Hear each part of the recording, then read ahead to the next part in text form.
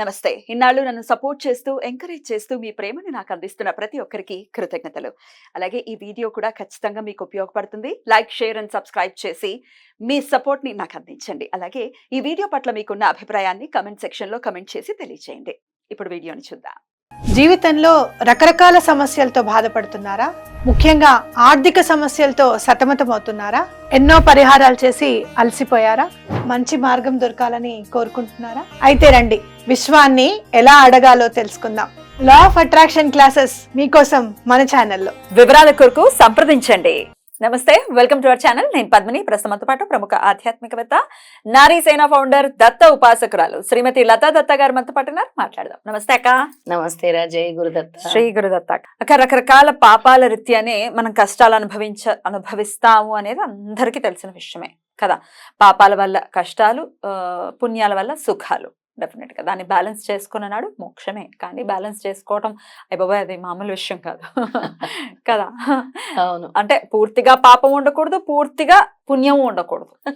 క్షయం అయిపోవాలి రెండు. అది ఏమో సరే, అది నెక్స్ట్ లెవెల్ ఇది. కాబట్టి అసలు ఈ పాపాలు ప్రక్షాళన అవ్వాలి అని అంటే డెఫినెట్ గా దత్తుడికి మించినటువంటి దైవం మరొకటి ఖచ్చితంగా లేదు.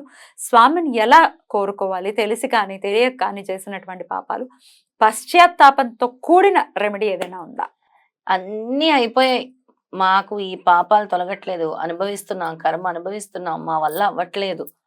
మేము మంత్రదీక్ష చేసాము, ధ్యానం చేసాము, హోమం చేసాము, యజ్ఞం చేసాము, వ్రతం చేసాము, దేని వల్ల కూడా ఇంకా పాపాలు హరించట్లేదంటే స్వామి ఏం చెప్పారంటే, గురు పాదాలే శరణ్యం, నా పాదాలనే పట్టుకోవాలి, ఇంకా ఏమీ కూడా లేదు. సేవ అంటారు, గురు సేవ అంటారు పద్మిని. అంటే గుడుల్లో వెళ్ళి ఊడవటము, తొడవటము. అవును, చాలా పవర్ఫుల్ కదా అది. క్షేత్రాల్లో వెళ్ళి ఉండి అక్కడ సేవ చేయటము, అక్కడ ఉండే ఆశ్రమాల్లో సేవ చేయటం, పీఠాల్లో సేవ చేయటం. ఎలా అంటే అన్నదానాల దగ్గర ఊడవటము, తొడవటము, వడ్డించటము, దేవుడి దగ్గర శుభ్రం చేయటము, మన ఇల్లు ఎలా ఊడ్చుకుంటాం అలా ఊడటం. చాలా మంది ఏంటంటే దీని దగ్గరకు వచ్చేసరికి దూరంగా ఉంటారు. కానీ మాకు ఇమీడియట్ గా అయిపోవాలి, చేసాం, ఎందుకు అవ్వట్లేదు అని అంటారు. దేవుడి మందిరాలు శుభ్రపరచడం దేవుడెరుగు. అసలు ముందు అశుభ్రపరచకుండా ఉంటే అది మేలు. 10,000 అదే కదా. తీసేసి కవర్లు అక్కడే పడేసి, పువ్వులు అక్కడే పడేసి, ప్రసాదాలు పడేసి అన్ని. అసలు గుళ్ళలో అయితే ఎంత చెత్త అంటే, క్షేత్రాల్లో కూడా చెత్త చెత్త చేస్తున్నారంటే దాని వల్ల కూడా కర్మ తొలగదు. సమస్త పాపాలు హరించాలంటే శ్రీపాద శ్రీవల్లభుణ్ణి ఆరాధించాలి. ఆయన వల్లే ఈ సమస్త పాపాలు కూడా తొలుగుతాయి. ఎందుకంటే ఆయన అవతారము సామాన్యమైనది కాదు. శ్రీపాద శ్రీవల్లభుడు అంటే సాక్షాత్తు భగవంతుడు విష్ణుమూర్తి దత్త పరంపరతో జన్మించినటువంటి అంశ. కాబట్టి శ్రీపాద శ్రీవల్లభుడిని ఆరాధించడమే శరణ్యం. ఇంకో మార్గం లేదు. అందులో శ్రీపాద శ్రీవల్లభ చరిత్రలో 20వ అధ్యాయము పారాయణం చేసిన వాళ్ళకి సమస్త పాపాలు కూడా హరించును అని స్వామి ఇచ్చారు ఫలితాన్ని. అందులో స్వామి కొన్ని చెప్పారు పద్మిని, అన్ని కాదు, కొన్ని ఇంపార్టెంట్ పాయింట్స్ స్వామి పలికినవి నేను చెప్తాను, వేరేవన్నీ కాదు. ఇందాక నువ్వు అన్నట్టు ప్రతి మానవ శరీరం నందును పాప పురుషుడు పుణ్యపురుషుడు ఉంటారు. అది ఎందుకో నీ నోట్ల నుంచి ముందే వచ్చింది. పాప పురుషుడు పుణ్యపురుషుడు ఉంటారు. పాప పుణ్యములు రెండింటి నుంచి విడుదల లభించినచో ముక్తి. అప్పటి వరకు ముక్తి రాదు. పాప పురుషుడు పుణ్యపురుషుడు, పుణ్యం అందరికి ఉంటుంది. ఆ పాపాలని మైనస్ చేసుకుంటూ రావాలి, మనం పుణ్యంలోకి ఎంటర్ అవ్వాలి, అప్పుడే ముక్తి లభిస్తుంది అనమాట.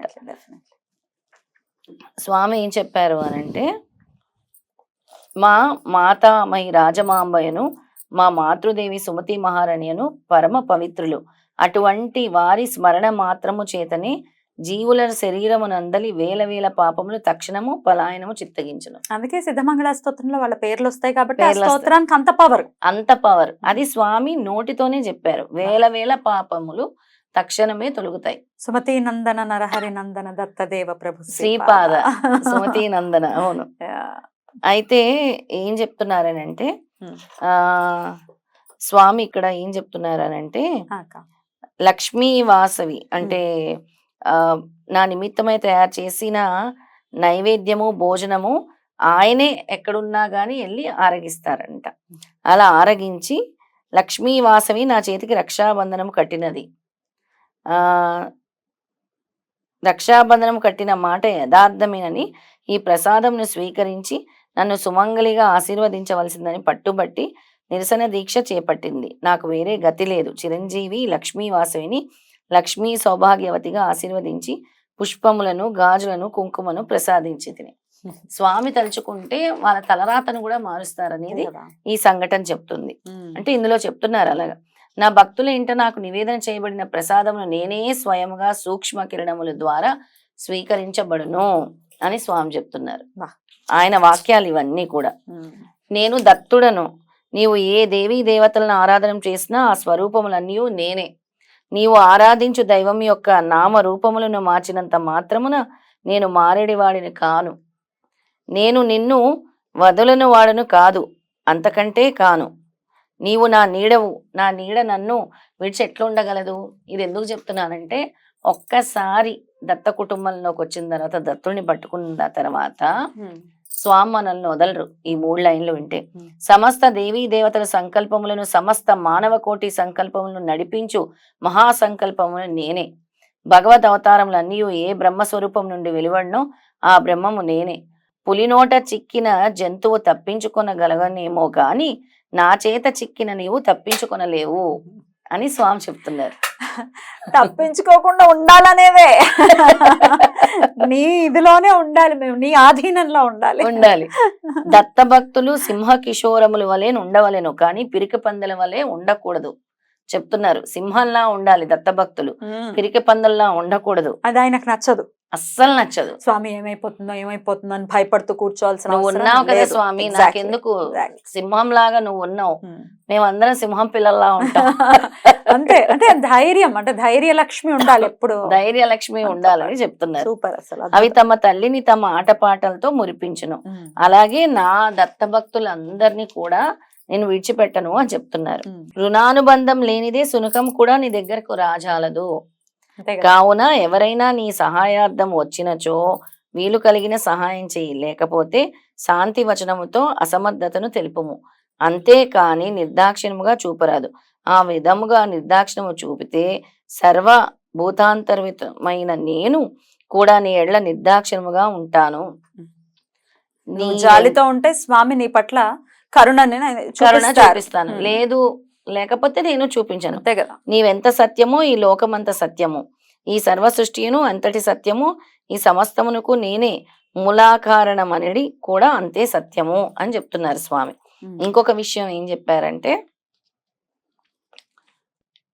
స్వామి నా భక్తుని నుండి పిలుపు ఎప్పుడు వచ్చినా నా భక్తుని పిలుపు నాకు చేరిన తక్షణమే నేను జవాబిచ్చేదను. నా భక్తుని నుండి పిలుపు ఎప్పుడు వచ్చేదనా అని నేను నిరీక్షించుచుండును.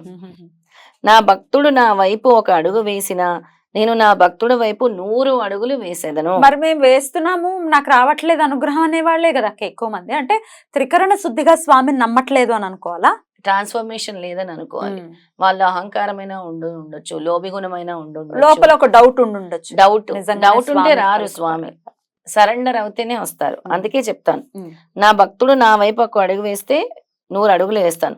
నా భక్తులను కంటికి రెప్పవలే కాపాడి అన్ని విపత్తుల నుండి బాధల నుండి కాపాడుట నా సహజ నైజము అని స్వామి చెప్తున్నారు. అది నా సహజ నైజం అని చెప్తున్నారు. ఇంకేం చెప్పారనంటే స్వామి, ఏ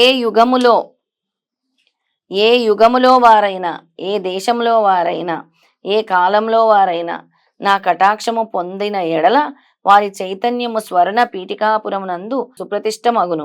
ఇది యోగ దృష్టి కలవారికెల్లరకు అవగతము కాగలిగిన విషయము. స్వర్ణ పీఠికాపురమునందు తమ జీవ చైతన్యమునకు స్థానమును సంపాదించుకోగలిగిన వారందరూ ధన్యులు.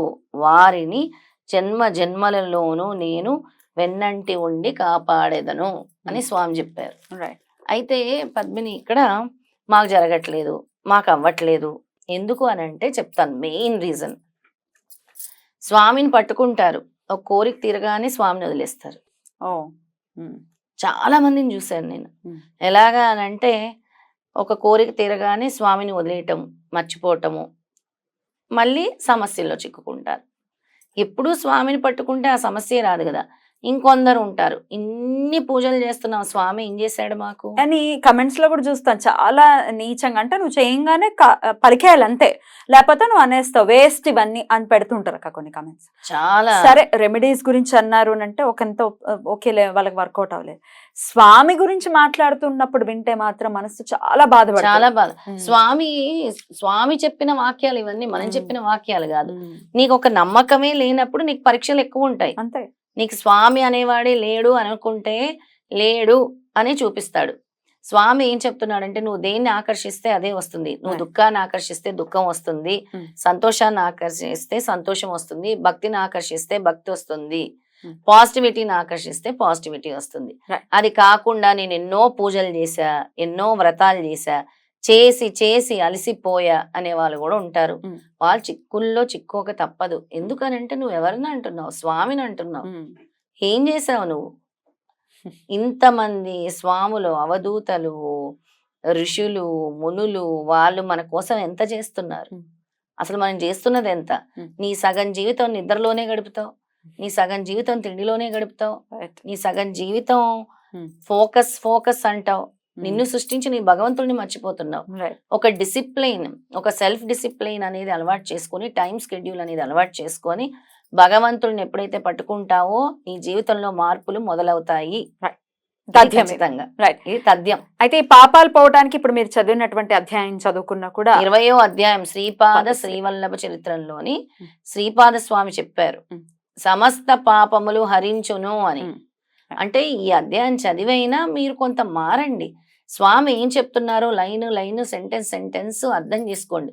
కొంతమంది చెప్తారు నేను 16 సార్లు చేశా గురుచరిత్ర పారాయణం, నేను 21 సార్లు చేశా గురుచరిత్ర. ఏం ఉపయోగం లేదు. ఏం నేర్చుకున్నావు?